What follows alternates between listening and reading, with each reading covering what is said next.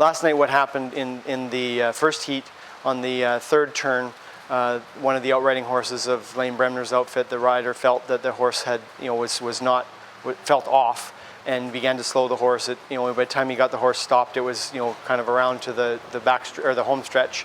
At that point, he was able to determine the horse had a, significant injury to the left front leg, and he dismounted and got the horse, into the back pen area where I was immediately able to assess him. Transported him with the horse ambulance across the track to our triage area, where another team of veterinarians did some radiographs and some further assessment. The injury was a complete rupture of the left front suspensory ligament, and so the horse was at that point euthanized for humane reasons. This injury is termed a breakdown injury in racing horses. It's most commonly seen in racing horses. It tends to be an injury that occurs at a full gallop.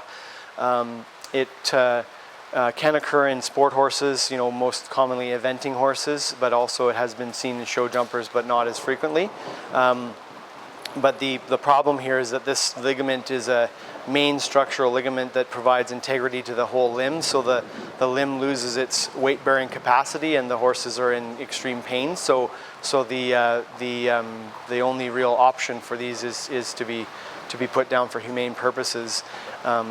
People often ask, well, how come we can't repair this ligament like a knee or something in a human or a dog? And essentially it comes down to the biomechanics of the size of the horse we're dealing with versus the sort of tensile strength of any surgical implants that we have the ability to use. And so even in the past, when horses have had this injury attempted to be repaired, it's been quite often a lot of discomfort and ultimately a failure. So these are not treatable injury, or this particular injury is not a treatable injury as some others can be.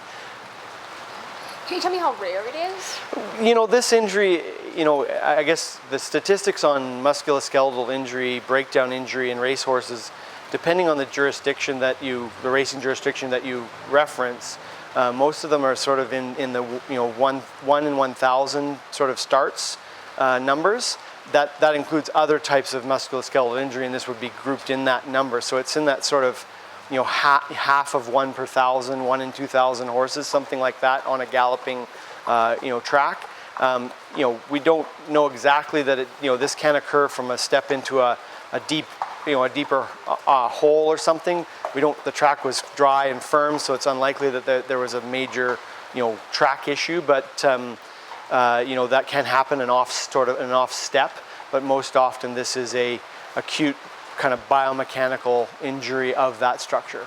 Is it a preventable